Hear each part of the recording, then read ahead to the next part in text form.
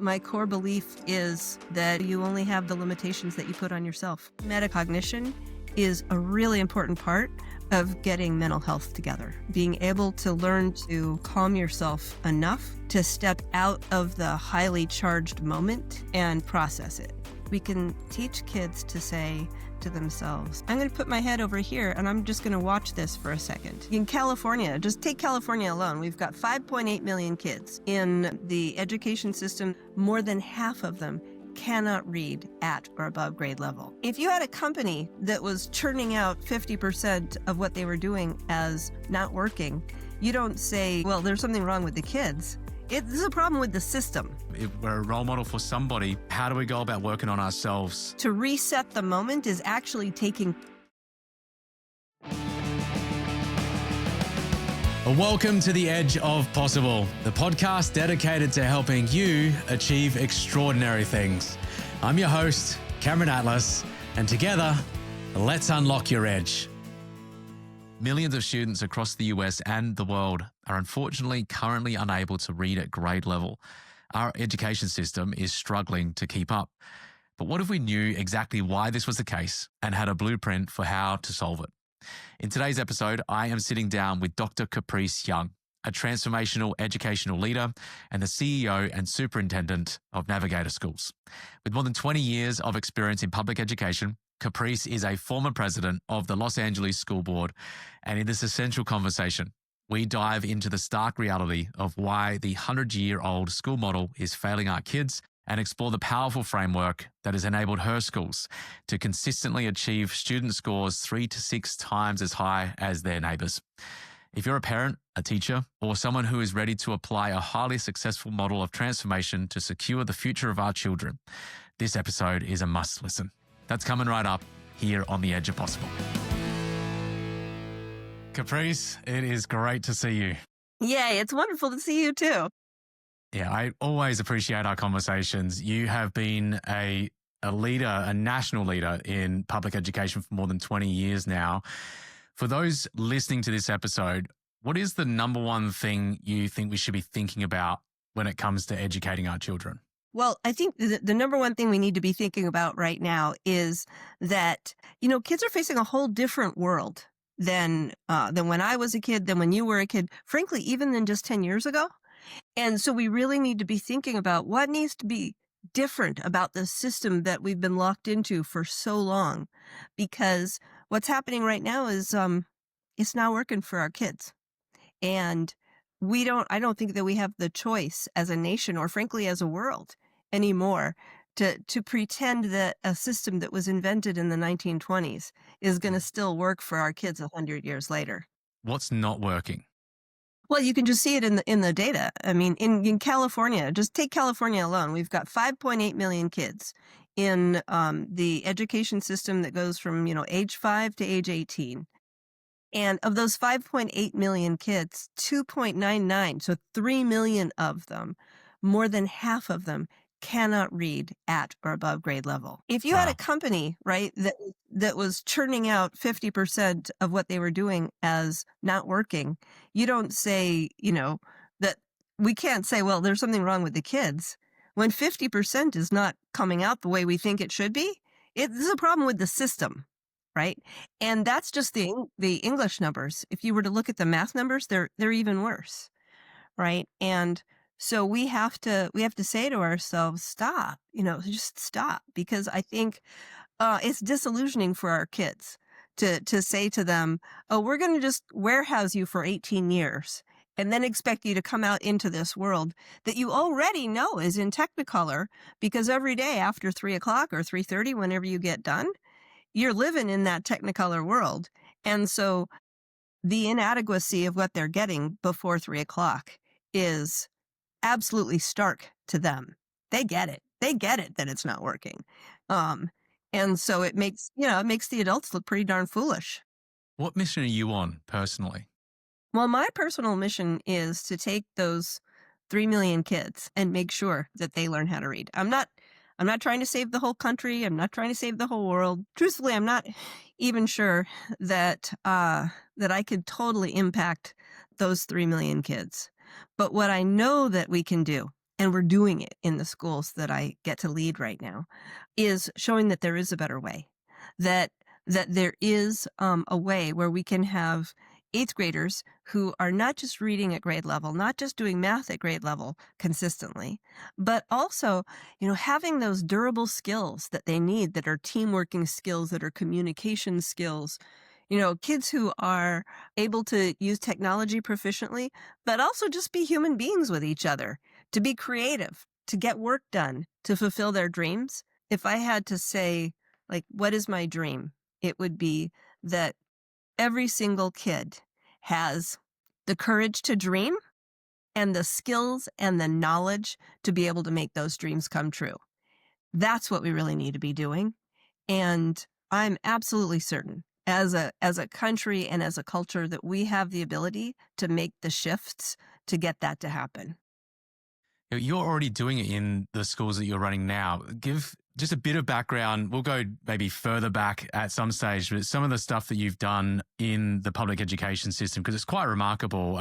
We've known each other for a number of years now, and I've always been really inspired about the work that you've done and how you've gone about it. And we've met each other in person at one of the schools that you were the superintendent of. So share a little about that for those that are listening, a bit of the background, and then I want to really dive into what you're doing now that is making an impact.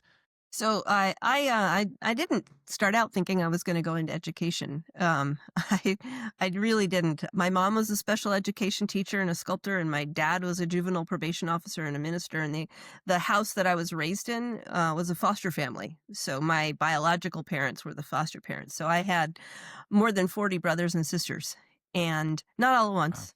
Right. But what that meant was that I kind of grew up seeing the challenges that other kids face, and assuming that diversity was normal, because we had just, every kind of kid came through as part of our family.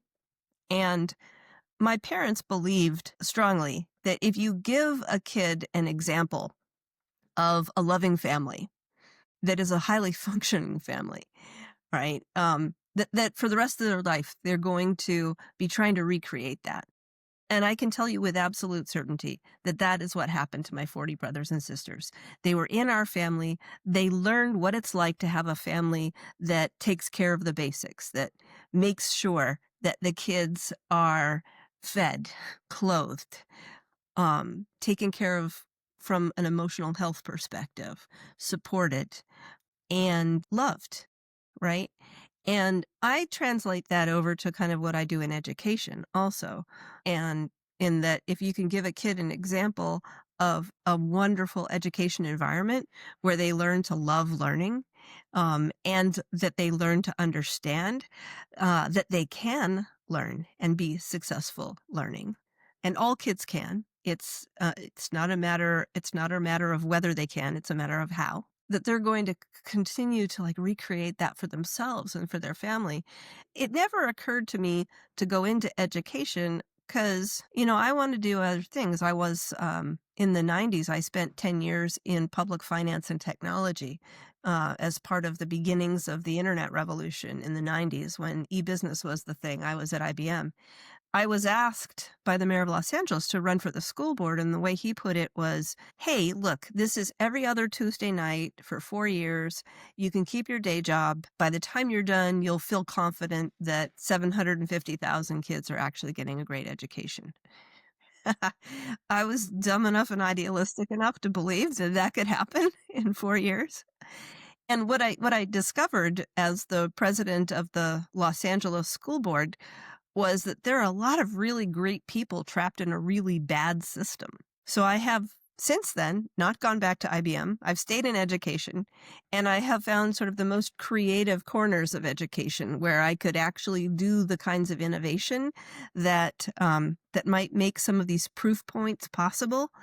And that is the charter school movement. For your listeners who don't know what charter schools are public schools, and in California, they're run by nonprofit organizations. And kind of how it works is a bunch of people who want to start a school get together. They write a charter petition, which is like a business plan with an education component. They take it to the local school board, and the local school board says thumbs up or thumbs down. If they say thumbs up, then that group of people, they get to start a school.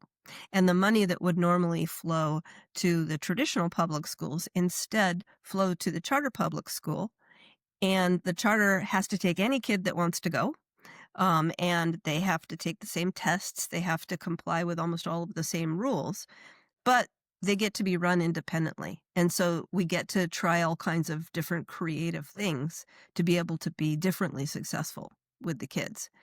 And the schools that I'm running right now are called the Navigator schools. We serve 2,000 kids. 2/3 of them are from families that are that make them eligible for free and reduced lunch prices. So they're socioeconomically disadvantaged. Actually, most of them work in the agriculture industry because my schools are on the central coast of California in artichoke, strawberry, and lettuce territory. Lots of garlic folks. And what we do that is so different is that we really, really focus on supporting our teachers and ensuring that those teachers have all of the right skill sets, all of the supports that they need. So there's more than one adult in every classroom, for example. We support all different kinds of technology that are thoughtfully implemented in partnership with the educators. The educators are critical to all of the innovation and development process because they're the ones doing the real work, right? And at the middle school level, we actually deeply engage the kids in something called the squads model, which is where the kids are in groups teaching each other and the teachers facilitating that process. And what we found consistently is that the kids are engaged 100% of the time instead of maybe 5% of the time. And because of that, they learn more. And that's kind of it in a nutshell. I don't think that what we're doing is necessarily where education is going to be even 3 years from now if we do it right. But what we have found are these tricks of the trade that are really hard to do, but work. And other schools can and should be doing these things. Two that Is I that want more to than you wanted to know? talk about here. One of them was the technology being implemented thoughtfully. Let's start there. How are you going about thoughtfully ensuring that technology is being utilized? Because I think that word thoughtful, being intentional about how you're actually going about utilizing this, because technology can be a great amplifier and it can be a massive detractor at the same time. Yeah, I mean, I think technology has the potential to be a huge distraction, and that can be awful. First of all, that we don't do technology for technology's sake. Every time we're using technology, it's because there's been some kind of an instructional need that we're addressing. So our kids and our teachers all, they use iPads because that makes it easy for them to share information. It makes it easy for them to access information. It makes it easy for them to collect and share data about their work. And it makes it possible for the teacher to share his or her screen with the kids all the time. And we also use a lot of monitors around the class so that kids can show each other what they're working on. They can go to a particular website, for example, and download the picture of a cell if they're working on something like that. It's not rocket science what we're doing. It's really basic, but we're also starting to use technology in new ways that have helped a lot. A good example of that is we've noticed that kids learn math better when they're not doing like multiple choice check the box kinds of things, where they're actually showing their work and where the teacher can go through their answers and look at the whole process that they went through to solve a problem and be able to identify where the gaps might be. And that's great. It works really well, but it takes a lot of teacher time. And Yeah. so what we've been able to do is to use a tool where the teacher takes a picture of the student's work. In some cases, we actually just have the students taking a picture of their own work. And the AI goes through and identifies where the gaps might be and writes a short description and also provides a couple of sample problems for the kid to work on that go with those explanations. And I'll give you example. And so I'm such a geek about this stuff, but um, factoring, factoring is a really important pre-algebraic skill. And in order to do factoring, you have to know multiplication tables, you have to know order of operation. And if you just have a multiple choice test, the kid does the problem and then checks whatever box he or she thinks is the right answer. But if you have the whole program laid out and the kid has shown his or her work, then the AI can look at it and say, "Oh, you did your order of operation wrong here. Let me tell you what order of operation is, why it's relevant, and give you another example of something that you can work on to be able to relearn order of operation and then try this again." And it all is very helpful for the teacher because the teacher gets the same information and can then go sit with individual kids to do that. It also makes it possible for the teacher, say, to group, if you've got a class of 30, to group the 5 kids that didn't get order of operation right and work with them directly, and then do a group of the kids that didn't get their math facts right and work on their math facts with them so that kids who don't know their math facts are not being forced to relearn order of operation and vice versa. We can really zero in on exactly what the kids need, and it's much less boring. Yeah. How do you see this helping with those that, yeah, might not learn the same way that others do, whether people class it as learning difficulties or otherwise, like, but they just don't process the information in the way that others process information? Is there ways that you are, for example, if someone had dyslexia, for example, and where you're able to utilize AI to your inputting, saying, okay, this is the challenge this person has. Is there specific learning or unique learning ability that has of teaching that kid or helping them to work through in a way that they would understand? How does that work to make it like Yes, unique? no, absolutely. Well, and you're talking to the mother of a dyslexic kid and ADHD kids, and I'm got a bit of all that myself too. So I completely get that whole thing about having a different brain and different ways of learning. In fact, like some facts to know and tell. A much higher percentage of CEOs, by the way, are dyslexic than the general Yeah. population. And as you can imagine, same thing with ADHD, right? I mean, and so what that says is that brains are not bad or broken. They're just different, right? And we have different skill sets. For generations, kids who were dyslexic or had ADHD were excluded from our educational systems because of that, because our education system just wasn't designed for those to teach kids with those challenges and skills how to learn. And one of the wonderful things that has happened in this last year is that the California legislature, at Governor Newsom's urging, has adopted legislation that requires us to check on all kids to make sure that if they are dyslexic, it's caught early. So it's the early screening bill that was passed, and the tools that are coming out to do that screening are really high quality tools. So in the past, a lot of times kids who were dyslexic, they didn't discover that they were dyslexic. They just thought, well, they couldn't read, right? And so everyone would like work harder using the same strategies. Um, and that working harder using the same strategies didn't work because that's not how their brain works.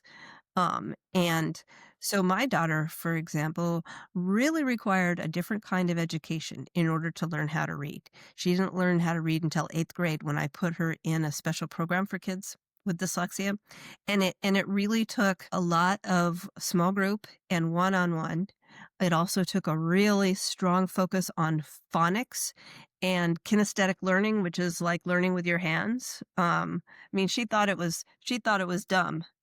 But in 7th grade, she was learning how to recognize letters by making them out of clay. But there's a thing in your brain where if you're doing things physically as opposed to just looking at the letters on the page, you're more successful if you're dyslexic because you're interpreting them differently and you're using different parts of your brain to learn. Now she graduated from NYU and is very successful. Um, and that is solely because she got teachers who knew how to teach differently to be able to do what was special about her brain and underscore what was special about her brain. And what's amazing is, when I was in school many years ago, we didn't have the brain science that we have now. And in the last 20 years, we've made tremendous gains in brain science. And so we actually know how to teach kids to be successful readers, to be successful critical thinkers, to be even developing their creativity or their musical skills or their math skills better. We know how to do that better because we understand brains better and brain science. And the challenge is always when you've got school districts and schools that are so busy just dealing with things like how many kids do you have and how do you make the money stretch far enough and how do you get the kids off the buses and into the classroom and feed them and so on. There's just so much of that logistical stuff that weighs on our schools that there isn't time or the focus to be able to bring in everything we've learned with brain science into our strategies in the classroom. And so that's what we are consciously doing in our schools is looking at how do kids learn differently and how do we make sure that we're bringing that new brain science into our schools so that we're not asking them to do stupid stuff. So how does that scale then?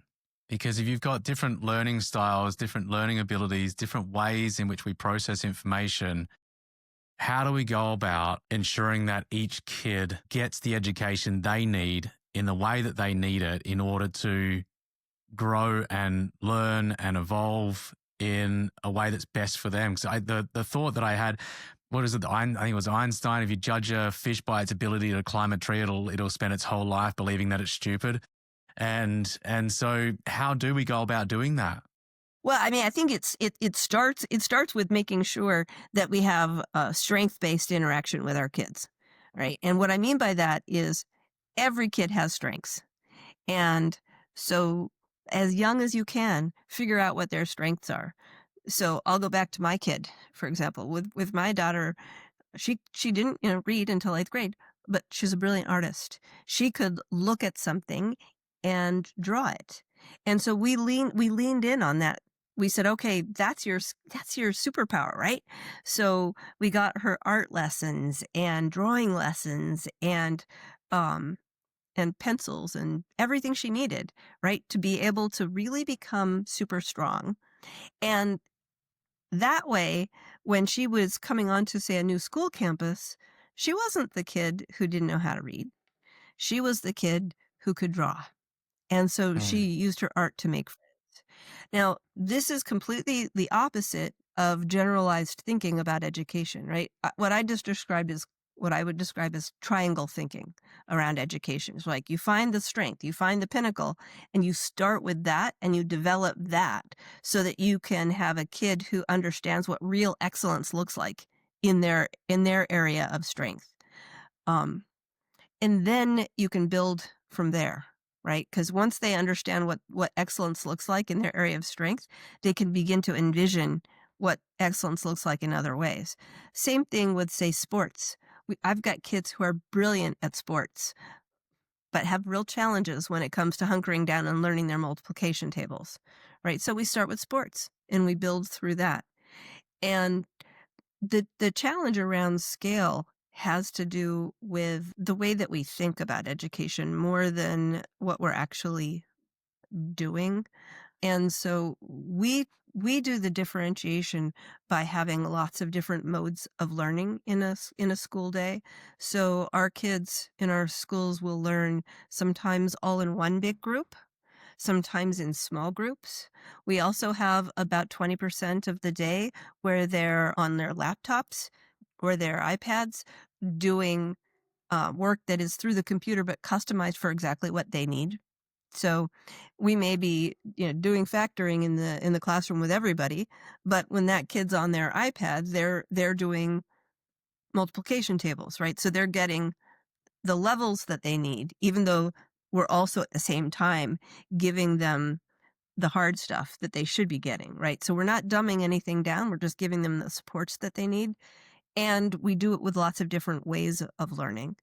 One of the cool things I think about education in California, but more and more, is this idea of school choice, right? Because it is true that one school isn't going to be able to be everything for everybody, right? If you learn better through project-based learning, my schools might not be the best school for you. But if you like to really get your hands into things and do a project and that's how you learn, there are brilliant schools that are project-based learning schools, right? And so I would advise a parent to first know your kid, right? Know their strengths, know their learning styles, and get help with that if you need it, because not everybody has a doctorate in education. But most parents have a doctorate in their own kid, right? And so you can see what works for them and what doesn't, and then pick the right school. And that's the beauty of public school choice, is that more and more we're seeing lots of different kinds of schools, and you can shop around.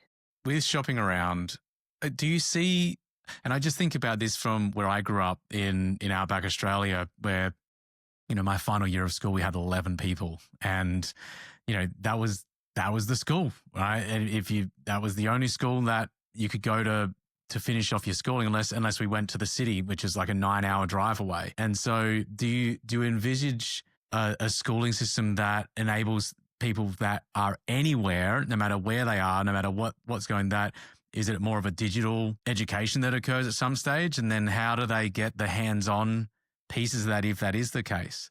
Yeah, I mean, it's a shame that you grew up when you grew up, because now if you live way out in Timbuktu, you can actually get a phenomenal education through digital learning. And it's not just boring, read the stuff, answer the questions kind of digital stuff.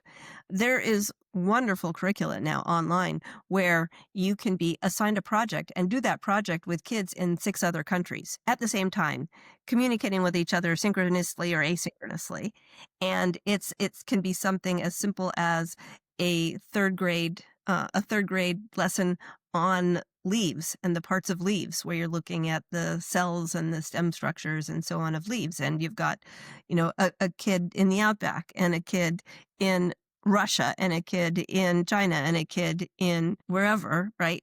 That all bring their leaves to the Zoom session and say, here's my leaf. And here's what I just learned, because actually leaves in every country have some kind of combination of the same things. And then you get to talk about, oh, well, and in my country, in my climate, here's why the leaf is different, right? And those really exist now. And I think part of it is that parents may not know that those kinds of things exist, but they do. And I think that one of the biggest challenges that we have education globally is just getting the word out about all of the really, really amazing options that there are for kids. Are there specific examples of those schools that you can list off, or are there certain? Yeah, I guess if someone's listening to this and they are a parent and they're contemplating, okay, how do I ensure? Because as you're sharing that, I'm like, damn, I would have loved to experience that, because I can imagine how good it would have been, because you're learning about another country. I really didn't learn much about other countries, out there. And, the close thing I got to the outside world was my final year of school. We had a thing called open access, which was basically a landline on speakerphone where I had singing lessons, right? And it was, it was basically a phone call on speakerphone, and the sound quality was And it's that worked wild. for you. And Yeah, it imagine did at the doing that. time. Yeah, Oh, we made it work. But there, I mean, just I'm amazed at what you just shared there, and I can absolutely see how that can really ramp up somebody's learning. And are programs like that embedded into where somebody already goes to school, for example, and it's like an add-on? Or is there an entire school system that something like that where a kid could do that if they're not finding that they're getting the education they need? well, the short answer is yes. And the longer answer is, at least in the United States, there's a whole education industry that wants to keep you from finding out what those options are. Yeah. Because the way that our schools are funded, first, they're not funded enough, but also they are they're in competition with one another for funding. So they would see like, oh, if Caprice decided to go to, Dr. Atlas's school, that's money that we've just lost. And so there isn't a whole lot of incentive for the traditional public school system to tell you that these other options exist. That's slowly changing in some states. But, even in the states now where you can take the funding, the public funding that you get, and use it in a different school than you would otherwise be assigned to, it still is this matter of having to figure out what's out there. And most families do it the same way, which is word of mouth and online search. And Yeah. I could give you my list of favorite schools. And there's an organization called the 100, which is based out of Finland, that has a whole database of all of the coolest schools in the world. So I would recommend people go look at some of that. And that's a great place to go look and see what's out there. And also, when people talk about online schools are not necessarily like 100% online. A lot of times there'll be a part of it that's online, but then maybe you'll go meet up with 6 other families at the library to do something together. And I think a lot of people worry about not having social skills, for example, if you have that kind of an education. And that's totally flexible, right? One of the things that I did with one of my kids was called Unbundling education. And she went to a brilliant school, a brilliant public school called LA County High School for the Arts. But the education, the parts of it weren't exactly what she wanted or needed. She wanted a more advanced English program, for example. So I pulled her out of the traditional English class and put her in an online English class where she could get a more advanced and, to her, more interesting program. And then, because the online school where we got that online course was accredited, the public school that she went to was required to accept the credit from her taking that course. Likewise, the school that she went to was actually pretty innovative. They had both Chinese and Spanish as world languages that you could take, but she wanted American Sign Language. And that made sense given her dyslexia. So we found another course, an American Sign Language course. And because where we had signed her up for American Sign Language was accredited, the school was required to accept the credit. So we unbundled the normal courses that one would take, and we picked them from different places to put together a personalized education. And we're starting to see the laws change in states around the country for parents to be able to do that, so that, instead of your kid going to one school, they could have a smorgasbord, and I think that's wonderful. But it does mean that all of these institutions that have grown up around this very calcified 100-year-old system that we're in right now, they're going to have to be different. And the truth is, they must be different because, again, if half of our kids can't read, what we've got isn't working, right? So the question is, what do the other half of the kids need? They need something else. And in some cases, it's online learning. In some cases, it's a full day program, not just leaving at 3:30, but staying all the way until 6 and having extra support later in the day. And those schools exist. Our schools stay open until 6 o'clock, for example. And we open extra early because a lot of the families need to be able to drop their kids off super early before they go out to work in the fields.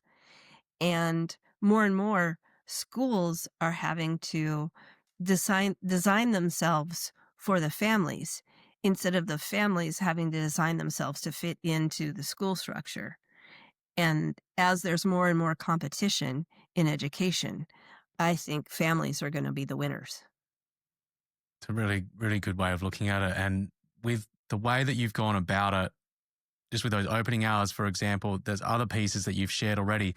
The squad component, the squads, was it called? The squads where they're actually showing and teaching together? Because just before we jump into that, I want to dive down into how you go about that. What have been the results that you've generated with your school compared to other schools in the area, just to give people an idea as to how remarkable some of the results are that you're generating right now? Yeah, so well, we're not brilliant yet, but but we're a lot better, and Yeah. so, our kids our scores are consistently between 3 and 6 times as high as the other schools in the neighborhoods that we serve. Between 3 and 6 times as high, right? Mm. And so, in most of the neighborhoods where we are serving kids, they're looking at between 10 and 15% of the kids reading on grade level. Let me just pause for a second. Between 10 and 15% of the kids reading on grade level, and we're up between 60 and 70%. And by Wow. the time they graduate 8th grade with us, it's more than 80%. So I would say we're not perfect. We haven't figured out how to teach the 20% that we're still not reaching. And I have, tremendous humility around that because this is really hard work and it's not easy and it is constantly changing. And the kids are facing much bigger challenges than they were pre COVID. And the families that they live in are changing. They're facing much bigger challenges than they were pre COVID. What are some of those challenges? I serve a very disenfranchised neighborhood, and more than 10% of the kids in one of my schools have family members where there are restraining orders against those family members coming to see them. I think a lot of people who were raised like in middle class families think about home as the place where you're safe, right? Home is the place where you can do so much stuff, where you can be yourself, where it's safe. And for so many of our kids, that's just not the case. Right? School is their safe place. School is the place where they can be themselves. School is the place where they get affirmation for their strengths. And understanding that school has to play that role is just a fact of life now, I think, for us. It may have always been a fact of life, but even more so now post COVID, where parents are facing so many more economic stresses, so many more social stresses, and that just makes it much harder to be a parent. Do you see that continuing on that trend? Yeah, we're seeing it getting worse. We're not seeing it getting better.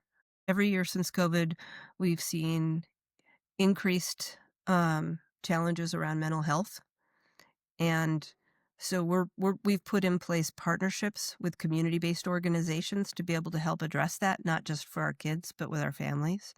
During the shutdown, when the SNAP benefits were cut off, and a lot of our families that needed those benefits to eat didn't have them, we had partnerships with food pantries, and we made sure that the kids and their families were eating. And we're coming up on Thanksgiving now, and over the course of the next week, and we do this every Thanksgiving, we do it also, at other school breaks, is we send a week's worth of food home with the families to make sure that the kids are eating. But it's not just food, it's also being able to have access to books and things like that. Well, we send the books home with the kids because they don't have books at home necessarily. And we work really hard to help students and their families develop problem solving skills, to understand what are big problems versus small problems, to manage their emotions so that they can continue to function, and to learn how to communicate with other people so that um, so that they can make their way in the world successfully. And I'll tell you honestly, the communication and mental health piece goes all the way across every economic strata. It's not just the kids from socioeconomically disadvantaged families that are having challenges. It's kids at every single socioeconomic level are having challenges with their mental health. Why do you think that is? The mental health side of things across the board? Because if it's across the board, then it's not necessarily, or I mean, is it still economic and stresses that happen there and the ability to be able to provide and the different resources? What's causing it? Well, I think part of it is how so many of us, and I say us because it's not just the kids and the parents Yeah. also, uh, live online, right? And at the same time as these cell phones can provide this incredible sense of connection to information, to knowledge, to your friends, they also can really distract from human to human communication and contact.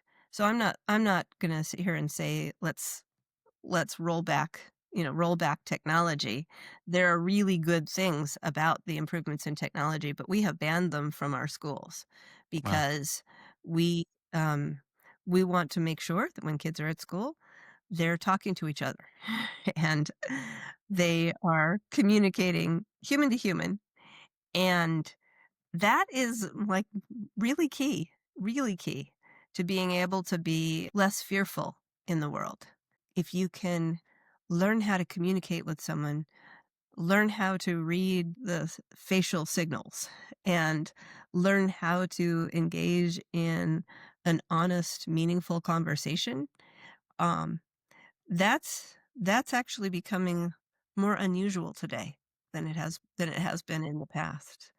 And we wanna make sure that all of our kids, have the joy of human connection and don't feel terrified all the time when they interact with their peers or adults or anyone else. And we saw a lot of kids coming back from COVID that just had no idea how to interact. That And stunted we growth, still right? see that. Yeah. Yeah, Yeah. we still see Yeah. that. Outside school, they're not doing much of that. Yeah. The squads that you mentioned and how they're then showing how it is that they're going about that does that come in with some of these communication skills and actually teaching them how to interact with each other, how to communicate with one another? How does that work? And then maybe go one step further as well as to what could families be doing within their homes, for example, to be able to develop these skills and to be able to ensure that they're doing their part as well. Let me just say the second part of that first. I always know a kid that's gonna succeed is a kid who has at least 1 meal a day at the table with their family, right?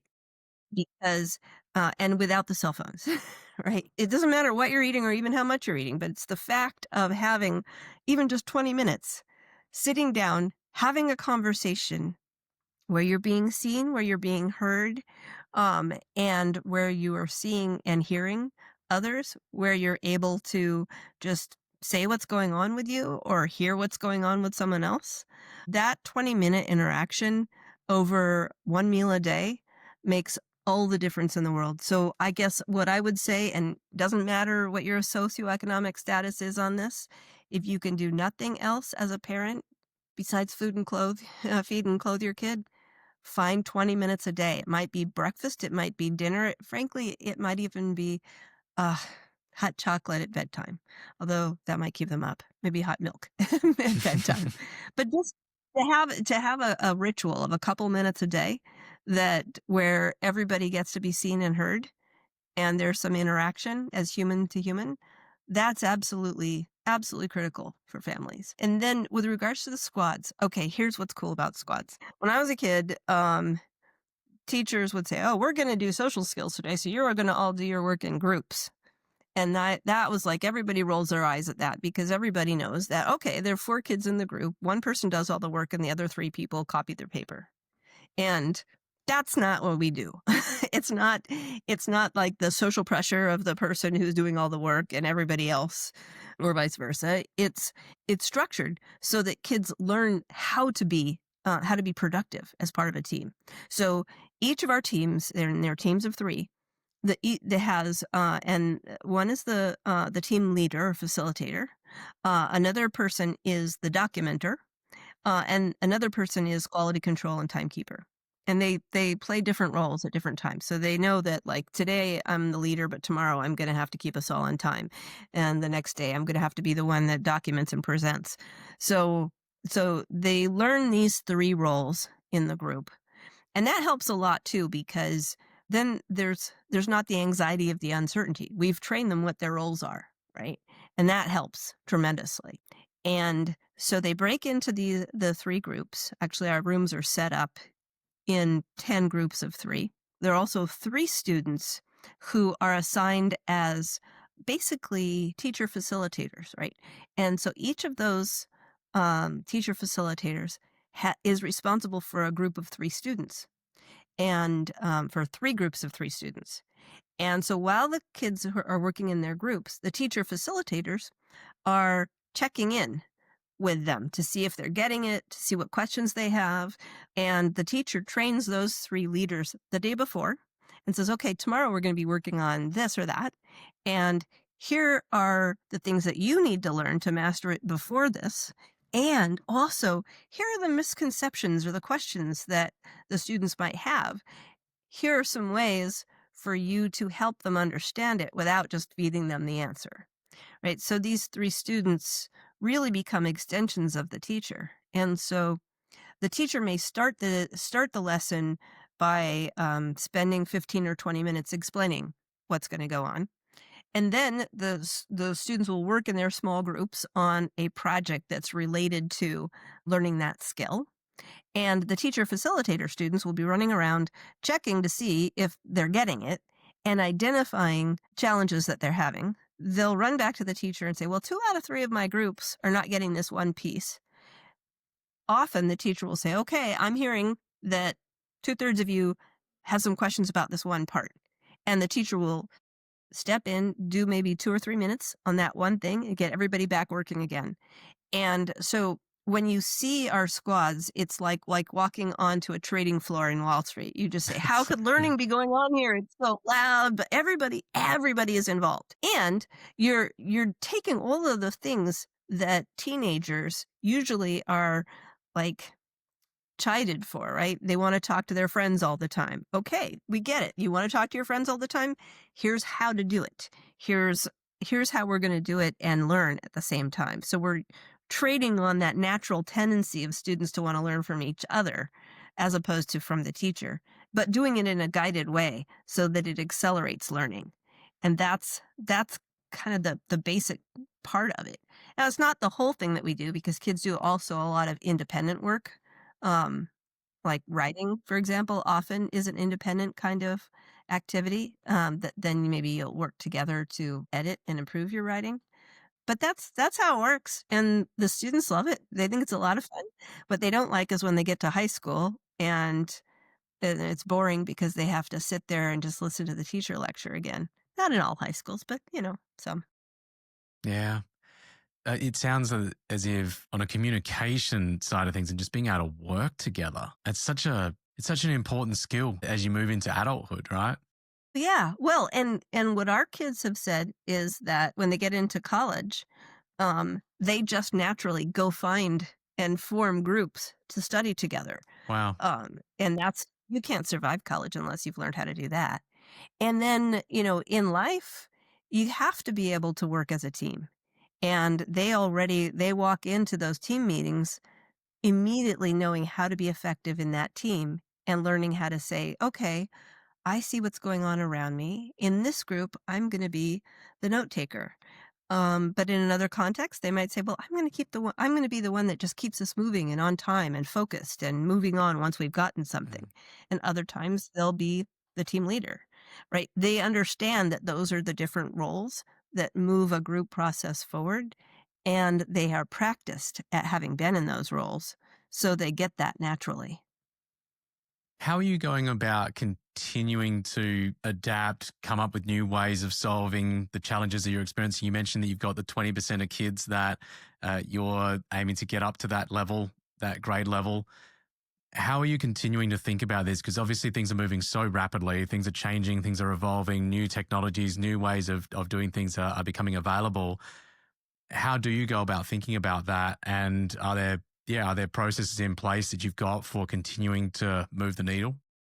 Well, lately we've been thinking a whole lot about off ramps or detours, right? So, um, What do you mean by that? we well, what I mean by that is first there's early identification, like identifying early where kids need support, and being able to find and get the resources they need that they need earlier. In cases where we realize, say, the kids made it all the way to 4th grade and they're still not on grade level, thinking about are there ways that we can to give up the assumption that everybody learns the same amount of information over the same time period, right? So it's not just that kids learn differently. It's also that kids learn in starts and stops, and some Mhm. students have to go slow before they can go fast. Some kids just need more time and more work. And so, one of the things that we're trying to figure out how to do is to be able to say, create create, say, every 2 or 3 years, a way to be able to create kind of an off-ramp or a detour for the kids who haven't made the progress that we were hoping that they would make, and have a strategy to give them extra time. Like, that might be having them spend an extra year, in elementary school before they go on to middle school. But we don't wanna do it in the sense of, "Okay, well, you just flunked 5th grade, so you don't get to go to 6th grade yet." Because that's really not it's not fair to the kid, but it's also not the right way to think about it, because if you think about it that way, then you just say, "Okay, well, you're gonna do 5th grade over again." Well, it 5th grade didn't work the first time. There's no reason Mm. why we should be believing that 5th grade's gonna work a second time to just do the same thing. So we're working on strategies to be able to create those kinds of detours at scale so that, so that we can do that. Conceptually, it's easy. You just say, "Okay, I've got these 10 kids, and I'm gonna create a highly individualized program for these 10 kids for a year, and we're going to find new ways to help them learn over that year." Logistically, as a superintendent, it's really hard because you have to find the physical space, you've gotta hire the staff to do it, you have to invent or find the curriculum or processes for each of those individual kids. It's highly individualized. That's the hard part, right? Conceptually, easy. Logistically, super hard and expensive, but we're gonna figure it out. Yeah. I want to touch on something that you mentioned a little earlier and go back to this. With your own daughter as a mum, you mentioned when discovering about she's an artist, right? That ability to be able to draw. How did you go about, and how do you recommend parents go about ensuring that their children, their child, develops the belief around their strengths versus their weaknesses, where it might be being pushed down their throat that they're not smart or they're not this or they're not that, whereas it's just that they're different and different in a good way, not a bad way, right? And so were there ways that you went about that, and how should parents go about ensuring that their kids feel that they're moving in the direction they should be moving in? So the first part is to do what parents often naturally do, and that is to pay attention to your kid, right? Watch your kid and notice what makes your kid happy, right? Notice when they're doing something that they weren't asked to do. Like, how did they spend their time, their unstructured time? Give them some unstructured time. A lot of parents are like, they schedule their kids every 10 seconds. And, but if you can give your kids some unstructured time when they're little, I mean like 2 or 3, where they can just play, and you can notice what kinds of play they're doing and what they like to do. Some kids discover, early that they like, say, being in the kitchen with mom or dad doing cooking, right? That's a kid who probably has some love of cooking, and my goodness, cooking teaches so many different skills, whether it's math or art or creativity or following directions or you name it. I mean, there are some great things, but the most important thing is to just pay attention to your kid and notice what your kid loves and do more of that, right? Mm. So if you have a kid that you got a kid that loves to jump on the furniture, hallelujah, get them taekwondo lessons, right? I love that. It's like, okay, that's a kid, we're gonna go get them some parkour, right? So, they like video games? All right, pay attention to what kinds of video games they like and nurture not just the game playing piece of it, but talk to them about their game pieces. With my oldest daughter, she played a game, called Halo, and when she was 12, I heard her say, I just went across the bridge." I'm like, "Whatever." And then I talked to some friends at work and I said, "Oh, my daughter just went across the bridge in Halo." And I wasn't a Halo player, but what I found out from my peers at work was that actually that was a big deal. That was like the pinnacle of Halo, is you get to go across the bridge. And so I asked her what is it that made her great at Halo? Right? And she said, "Well, it's really simple, right, Mom? I would put together these teams and we would do it together, and I always had the best team because I would think about the challenge that was coming up, and then I would pick team members that had the right skill sets to do that challenge.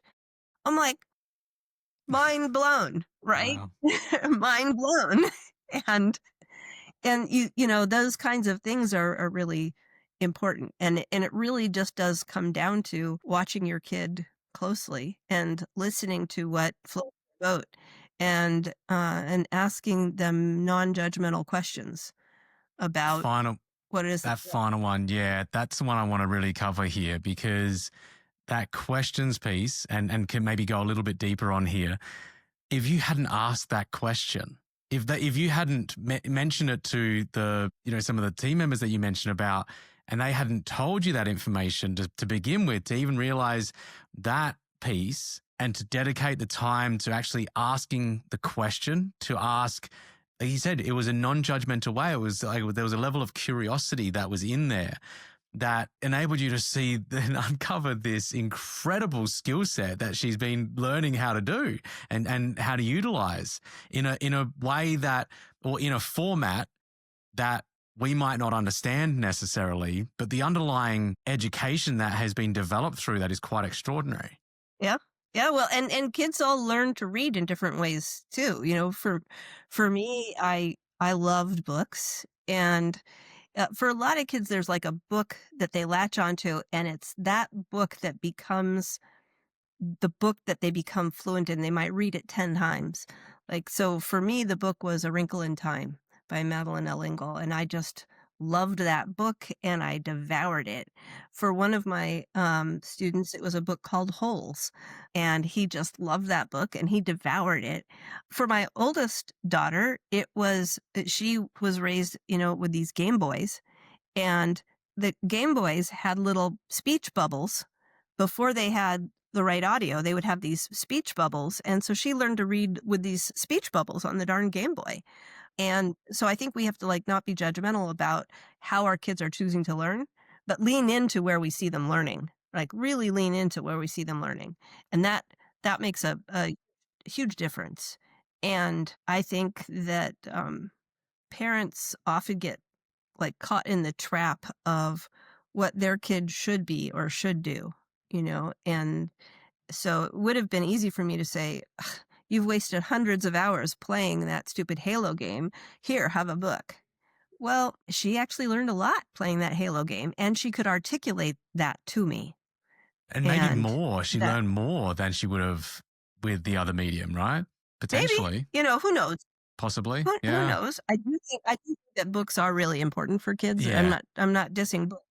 And she loves books to this day. So it's not doing books, but I guess the important part is, as a parent, looking for excellence in your kid wherever you can find it and cultivating that excellence. And excellence starts with a love or an obsession, and then just going deep on that. That's the whole adage of done something for 10,000 hours, that's what it takes to really master it. She probably did play 10,000 hours of Halo, I don't know, but As you go about cultivating that, and this goes for how you go about it within the kids at your school, how you went about it as a parent as well. Again, for those listening who have kids or have I have young nieces and nephews, for example. We don't have kids of our own just yet. And how do you go about, or how have you gone about, and what do you recommend when it comes to the beliefs that kids form? The values and beliefs, especially the beliefs that they have about themselves, that they have about the world, that they have about their ability. Because if somebody, and I know this from the work that I do with many clients, my clients are usually 40, 50, 60, 70 years of age, and they could be CEOs, they could be owners of companies, they could be high-performing leaders, these types of people. And almost every single time in that initial session, in that initial coaching, when we're breaking through stuff that's been holding them back, almost every single time we are getting back to childhood, right? And something that's mm, happened, something that's occurred that's led them to believe or see themselves or see the world or see what they're capable of in a specific way. And my curiosity here is, how do we go about nurturing the mental side, the belief side, the emotional side, in a way that not only enables them to develop the skill sets, but allows them to also develop the thinking and the belief systems required to actually have the desire to actually pursue something extraordinary. I think first and foremost, it's really important for parents to tell their kids that they love them. And a lot of parents don't. It's like they'll say, "Well, of course he knows I love him. I make him dinner, I provide, I do this, I do that. He must know I love him." Right? It's important to say I love you, to look them in the eye and say I love you so that they hear it all the way into their physiology, you know? That's really important. And that unconditional love is, I think, the basis for the confidence that the most successful people have in so many ways. Now, we can all point to people who have been successful because, they had some sort of huge childhood trauma that they're overcoming. Bless them. I'm glad they made it despite that. But it's despite that usually. It's not, it's like, I overcame that, as opposed to a kid coming into the world and living in this world with that knowledge of unconditional love and being enormously successful, right? It's a step up, right? You don't have to overcome that. You have that as the wind at your back. And that right there is huge.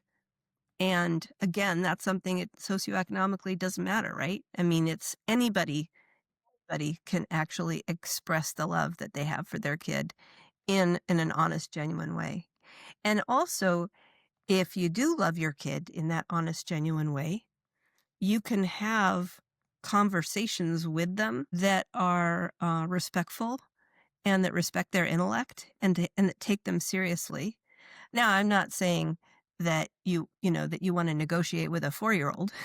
Um, give that about 30 seconds, because there's another piece of parenting that's really important, and that is structure, right? Structure gives kids a sense of security, and the structure can be as simple as we're always going to get up at 6:30 in the morning, and we're going to always get you to school on time, and you're going to always have breakfast. And when you come home from school, if you don't have any homework, I don't care. You're gonna read a book for 45 minutes, whatever it is.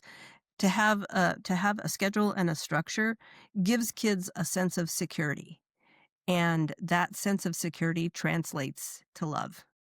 Mm, And those are some of the fundamental things that any parent can do and needs to do, no matter what their background is, and that, I guess, for me, when I've seen really successful kids, it's been because they've been taken seriously and loved unconditionally.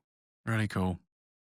I think it's really important. It seems like such a small thing, and yet it's such a massive thing for someone to receive that love and to know it and to know it deeply and to know it consistently as well. I think is a really important piece of that, because we go through life, we go through the different challenges. There's ups, there's downs. I know I went through a really challenging time in my teenage years, like from 13 to 15. Because something happened at school which led me to believe that what I was learning at the time, music wise specifically, wasn't cool. I cared way too much about what other people thought in at that time, and I quit. And I quit for two years. I didn't play a single note on the piano, and it got to a point Hmm. where I didn't want to be alive anymore. I got so far away from who I was, so far removed from what I wanted to experience. I completely lost myself in the process of trying to fit into what somebody else's definition of what cool was, what success was, who I should be. And I didn't have the understanding as to what that was. And I didn't know how to process that or language that or anything like that. And it's in those moments I feel like it's incredibly important to have those around you to support you.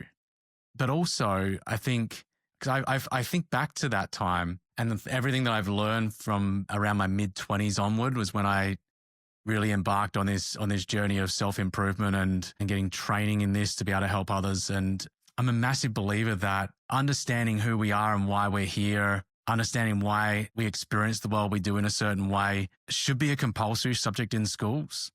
Like it should be, is it somewhere in there? It doesn't have to be that specific subject, but like combined within wherever it is.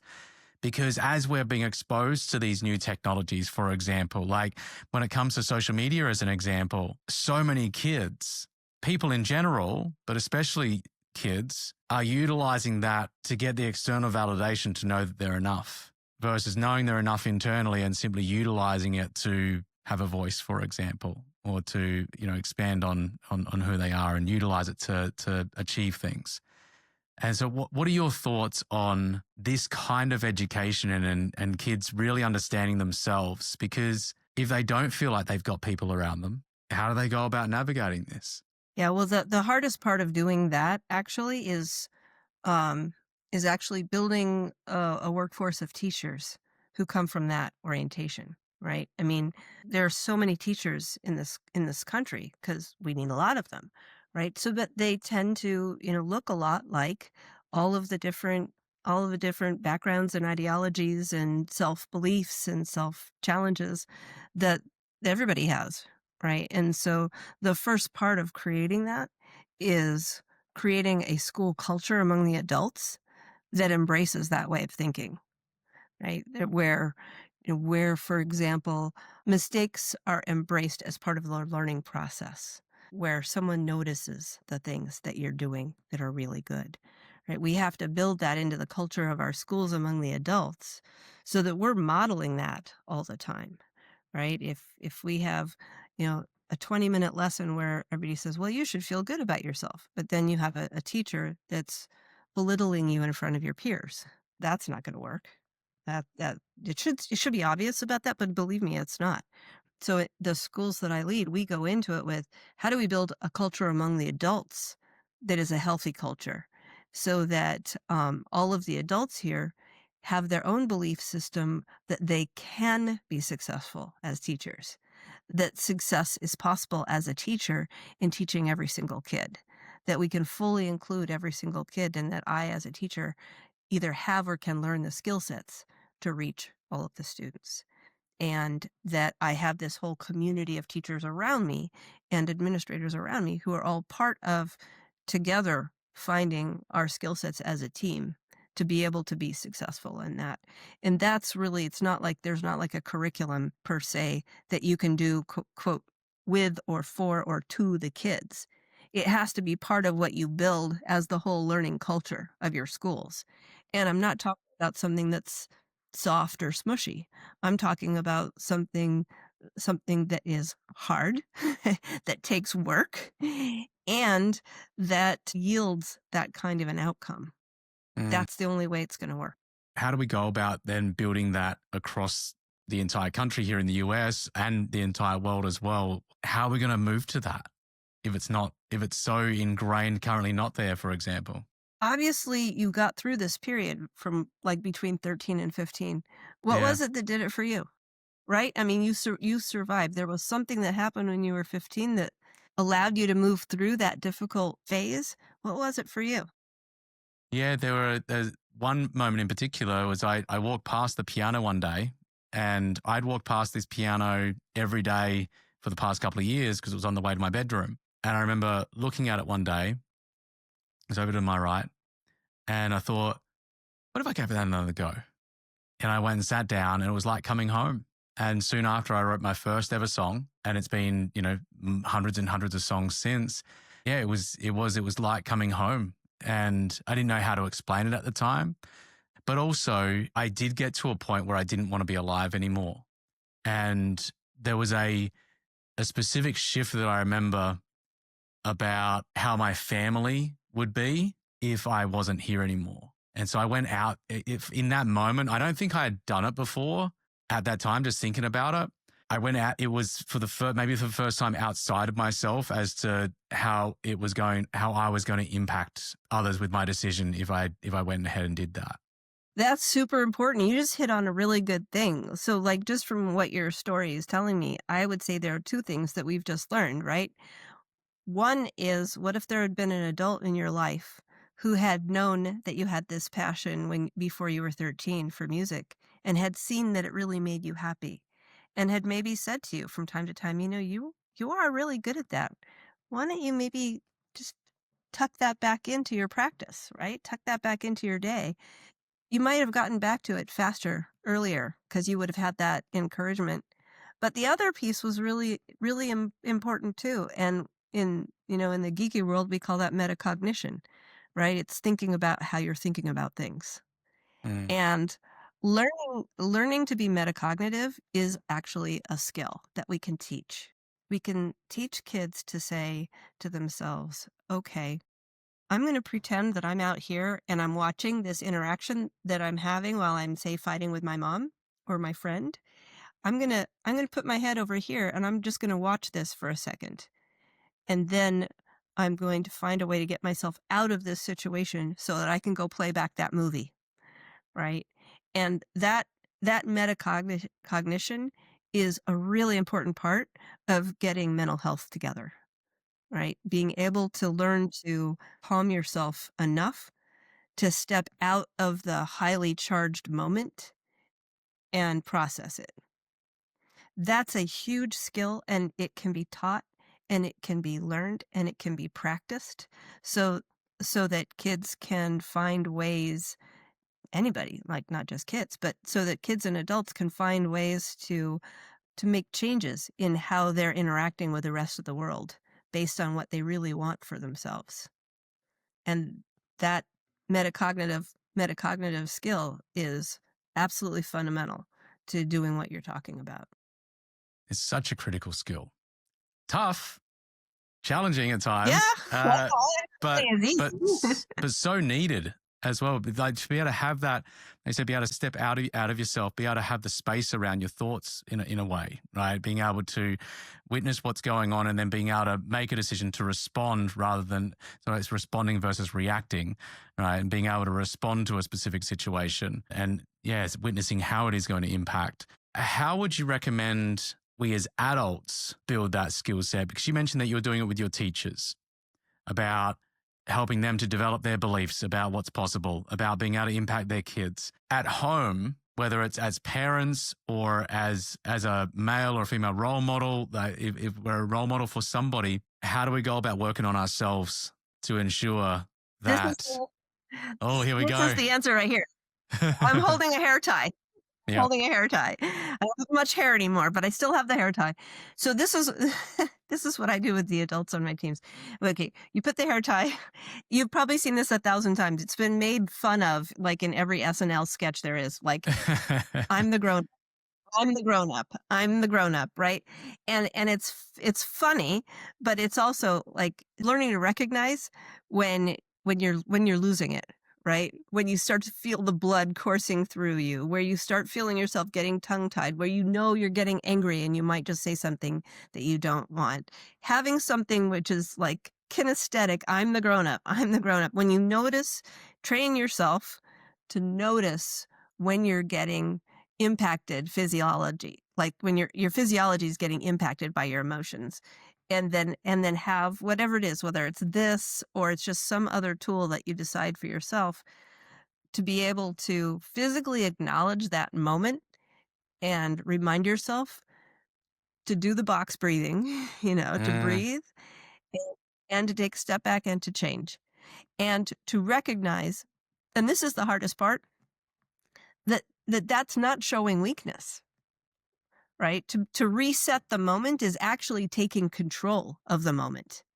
And that's a sign of power, not a sign of weakness. And that's really important. And honestly, you know, parents can get wrapped up in the emotion that their kids are throwing at them, right? I mean, your 11-year-old is having a temper tantrum. 11-year-olds are throwing energy at you like crazy. It's really easy to absorb it and get angry back. And instead, like, you want to do that Aikido move where you just let it go by. yeah. And instead of focusing on the energy that your kid's throwing at you, instead you start understanding, okay, listening to what they're saying, but also thinking about what are the triggers around them that might have gotten them in such an anxious state or a built up state. What's been happening to them lately, right? What is causing that traumatic moment? And work to remove those triggers, like work to be able to de-escalate the situation so that then you can address it and help them learn how to de-escalate themselves. Because a lot of times parents make it worse, right? Parents will like the kid gets escalated, so the parents get escalated, and it's whine, whine, whine, whine, whine, and then there's either a physical fight or a shouting match or everybody goes to their corners and is pissed off, right? But if the person who's the adult can, snap their wrist and say in their mind, I'm the adult. It's my job to de-escalate and take the kid's energy and just let it go by and focus on focus on helping their kid de-escalate, knowing that their job is not to win the argument. You don't win arguments with 11-year-olds, believe me. You just don't. You just all you do is you de-escalate and help them reorient themselves so that they can come back to finding their own effectiveness and their own power. And that's what you wanna do. You wanna take an 11-year-old who's out of control, help them find control, and help them regain their own power. And I mean that in the way of, like, power over themselves, and then power over their surroundings and their ability to move forward. And There's a few, it's not yeah, there's a easy. few key parts to that from a behavioral standpoint that I love about this. The snapping of the band. I mean, there's a break state in that. It's being able to break the pattern of what has been or what would have been, which maybe is an escalation, and just being able to get your self back into the moment. And breathing can be an example of that. I know Djokovic. I saw an interview of his a while ago. He said, "We go into the past, we go into the future." The question isn't about whether you're going to go into the past or go into the future. You're never going to stay in the moment all the time. The big question, though, is how quickly can you bring it back? Right? How quickly can you bring it back? And he's a master of that, from a mental toughness standpoint, of being able to, it could be an annoying point, it could be a yell out of emotion. And by the time he gets back to the back of the tennis court, he's got to be back on again. That's an example of that, of being able to get yourself back into the moment. A key thing that you've mentioned, though, is that of taking ownership and responsibility for the role that you're playing and the role that you're responsible for. I think ownership and responsibility, the taking of ownership, the taking of responsibility is incredibly important. And in moments when you are extraordinarily challenged, whether it's within parenthood or otherwise, it's in those moments that it's incredibly difficult to take responsibility. Right? Because it's Yes. so much easier to not. It is so much easier to blame what the situation is, to blame the other person, to blame the thing that is occurring. And the more that you can take responsibility, the one that I often share in talks is the person who takes responsibility gets to create the change. The person who blames stays with the pain.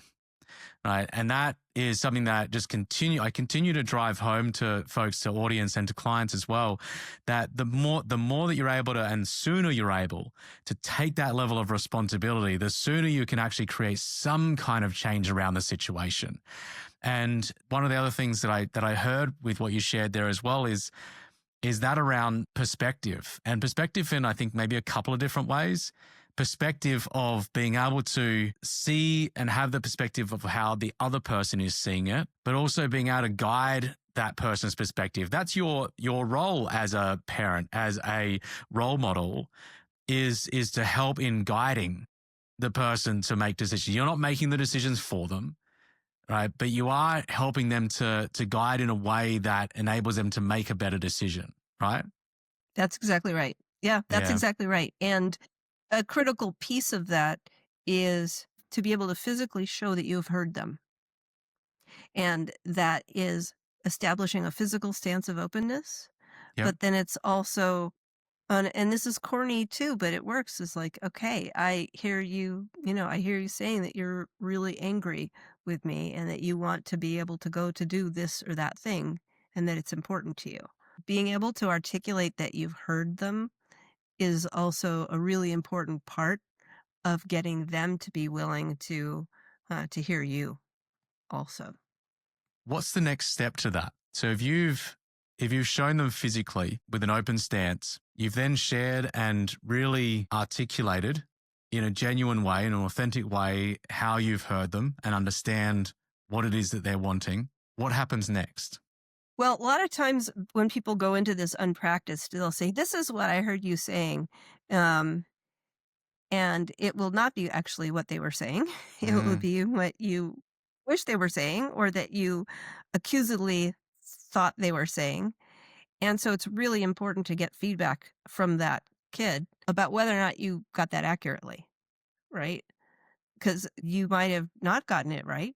And that's just going to like inflame them more. And so one of the things that I've learned to say is that, did I get that right? mm. Is that, or, okay, tell me more about that. Oh my God, that is the wonder phrase. Tell me more about that because it's 100% non judgmental. And then you actually have to listen to the answer, right?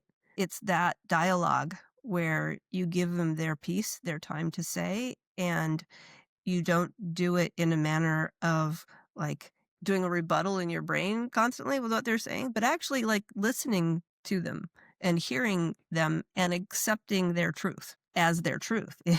They still may not be able to stay out until 2 o'clock in the morning with the friend who smokes pot. Um, but um, but you still have to kind of go through that process, and that's where I go back to one of the important things about being a parent is structure. I had a deal with my girls when they hit, teenage, when they hit puberty. I said, "You are going to be in a social situation where you are not gonna feel comfortable with what your peers are doing, and I don't know what it's gonna be. I can't tell you that it's gonna be like, oh, it's too late for you to be out or whatever. I'm not gonna set down rules that may not be relevant in the moment. But what I know for sure as a parent is that if you're uncomfortable with what's going on around you, I'm uncomfortable with what's going on around you. So you have my 100% complete permission to say to your friends, I would stay out till 2 o'clock in the morning with the guy who smokes pot, but my mom won't let me. So I gave them permission to blame it on me anytime they wanted. As I've talked to them as adults, they've said is that they almost never used that, but they always knew that they could. And it gave them the courage to to take their own power in that moment and to choose not to do things. It's a really good one. It's almost like them feeling like they had a get out of jail free card if they needed it, but then not having to actually then utilize it. But it also forced them to think about what was making them uncomfortable Yeah, so yeah, that so good. that they would have to decide, "Oh, wait, I am feeling uncomfortable here." Yeah, that's it. Okay, did it help them if they didn't use it at all? Did that help them find a version of their voice then to be able to voice the things that they weren't comfortable with? Yeah, well, that's what they have told me as adults is that, Fantastic. um, they didn't, it gave them a process for thinking about whether or not they were gonna go do something, and they had a pretty good idea. And it's not like that rule happens in a vacuum. It happens because we had, the conversations in the car about, well, is this a safe environment or not a safe environment? And what kinds of things could happen that you might not be thinking about. One of my daughters, obviously, I know people who hear can't hear that I'm Caucasian, but I'm Caucasian. My daughter is like as white can be, and had a prom date who was not as white as can be. He's African American, and I had a conversation with her before they went out to prom. To say, think think about what you're going to do tonight, and think about the difference of the way you're going to perceive situations in terms of their being safe versus how he might, because he is going to be in more danger than you are, particularly if it comes to things like interaction with the police. Don't just go by your barometer for what's safe and what's not safe. Go by his as well. And pay attention to when he's not comfortable so that you don't put him in an unsafe situation. Um, she's a little bit of a party girl and might have gone out and done something that, if they got pulled over by the cops, she could sweet talk her way out of it. But sitting in a car with an African American boy, he might not have gotten the lenience that she did. And she might have inadvertently put him in a really unsafe position. So, I think parents have a responsibility to have those kinds of conversations with their kids. It's a real quality thing to be teaching your kids because it's it's helping them to see outside of themselves, being able to see not just how their actions will impact themselves, but also how is it going to impact the people that are around them, and caring about that. And yeah, it sounds like there's been some really key things that you've done and said and shared as a parent that has really helped. What happened? And this could be, there might be an example, or it could be an example from school. What about when they've said their piece, you've heard them fully, you've still have difference of opinion? At some stage, you've got to say, like, you can't stay out until that time, for example. Like, how do you go about having that conversation in a way that's respectful, but in a way that's holding boundary? Well, you're still the mom. Yeah, you're still Yeah. the boss, right? You're still, and it's very easy to say, like, I'm a parent and I have ultimate responsibility for your safety. And I don't believe you're going to be in a safe situation. And I love you. And I don't Mm. want you to be in an unsafe situation. So I have friends, I haven't done this myself, but I would, who have gone so far as to remove the door from from their children's bedroom so that they no longer had privacy because they were worried that their kids might harm themselves in their room or might take drugs or do things in private. And so as a parent, they took away the right to privacy so that they could keep their kids safe. And that might seem like a super extreme thing to do to a kid, but I think as a parent, we have to think about the kinds of things that are necessary to keep our kids safe in the world. That example of taking off the door, were there, and you might not know the answer to this, were there things happened previous to that led to that occurring? It's like, okay, I told you that you're not allowed to do drugs, and you've been doing drugs in your room, and you've been Right. doing them over and over again, taken the drugs away before, and you no longer have privacy because I need to be able to look in and make sure you're okay, right? And you're saying two things to your kid when you're doing that. First, you're saying there are boundaries, and you're also saying I love you, and I'm going to make sure that you're okay, even if you don't freaking like it. Mm. You know, there was a police officer who who gave a presentation on parenting that I just loved, and she was about maybe 5 feet tall, squat, like all muscle, and she would say to the parents, "You have to tell your kids, I love you," and like, and um, so you punish your kids or you create limits for your kids because you care about them. And you have to start doing that early, right? So that you don't get to the point where you've let them run wild until they're 15 or 16 and then you're doing it because it's a lot harder then. You still have to do it, but it's a lot harder. Um, whereas if you raise kids, I think with structure and with boundaries and with unconditional love, and with them understanding the rationale for the choices that you're making on their behalf, they get it. They get it. Yeah. This is such a Sometimes sometimes they rebel, and that could be interesting too. um, and truthfully, like, okay, all you're hearing is my philosophy of parenting, and I'm not a professional parent. I'm a professional educator. I can tell you how to educate your kids, um, and I think I'd probably be right a lot of the time, not all the time. Once you've told me about your kid, I'd probably be right more than if I tried to tell you how to educate your kid without first hearing about your kid. I'm not a parenting expert. I have mm, my own philosophies about what I've seen work for the kids that I've taught and the parents that I've known. And everything is going to be, unique to your kid and your moment and your context.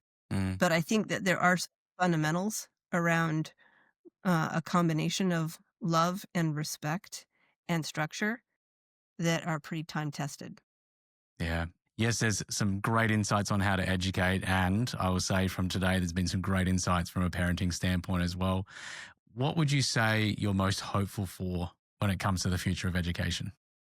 I am really hopeful that this next generation of parents who have taken their, they'll take their sense of agency and control as a consumer and as a citizen and take that agency into the world of education.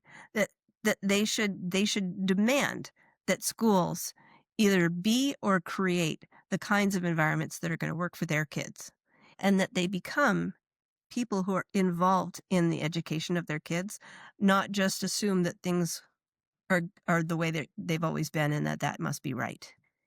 I think that's my biggest hope, because that's where the change is going to come from. The change is going to come from parents saying, my kid is not going to be one of the 50% of the kids who you choose not to educate. Just that. Yeah. We have a rapid fire segment in a moment. I want to thank you first up. It's been outstanding conversation, and it's a great hope for the future as well. With the rapid fire segment, we've got 3 key questions for you. You ready to go? Yeah, go for it. Go for it. What's your number one value and why? Well, it won't be a surprise to you. My number one value is love. And that love is all about human connection and valuing that human connection. And you can't have that human connection without love. And love is founded upon respect and curiosity. Hmm. How about a core belief? A belief that's really shaped who you've become, whether it's a belief about yourself, about others, about the world? My just core belief from like the time I came out of the womb is just never ask why or why not, but just how. Let's go do it. Let's go get it done. My core belief is, well, it's that Shel Silverstein poem. I don't know if you know, he's a children's poet, and the poem is short. It goes like this: listen to the mustn'ts, child, listen to the don'ts, listen to the shouldn'ts, the impossibles and won'ts, listen to the never haves, then listen close to me. Anything can happen, anything can be. And I just, obviously I memorized the poem because I care about that much. And I just, my core belief is that you only have the limitations that you put on yourself. So good. What about a habit, ritual, or routine that you can't live without, whether it be a daily habit, right out to a annual ritual that you do? I travel for work a lot, but I would say that the habit that I have that I like the very most is when my husband and I wake up in the morning, whoever leaves first finds the other one and kisses them. So if I'm getting up in the morning, he's still in bed, I'll go give him a big smooch. And that smooch can last me the whole rest of the day. I just, that that's pretty awesome. Fills you right up by the sounds of it. Yeah, absolutely. He's awfully cute. How long have you been married for now? 32 years. Wow. 32 years. And yeah, come hell or high water. Yeah, it's a really cool ritual. I love it. This has been a great conversation. Thanks for making the time. Where can people go to find out more about the work that you're doing in the education system? Navigatorschools.org. Navigatorschools.org, or just Google me, Caprice Young. I think there's actually a porn star who has the same name as me. It's not me, just so you know. The really good looking one is not me. But the one who looks like the school marm, that's the one that's me. Just a little disclaimer, right? For those of you who are listening on audio, not on video. So, Caprice, has been an absolute pleasure having you on the show. Thanks for coming on. All right, take care. Bye-bye. Awesome. And for those of you who are listening right now, we'll link to everything that was mentioned in the show notes at CameronAtlas.com/podcast. And we've got some great new guests coming up, so make sure you hit that follow button, leave a comment, and until next time, go and write the next line in your story. Thanks for tuning in, and we'll see you here soon on The Edge of Possible.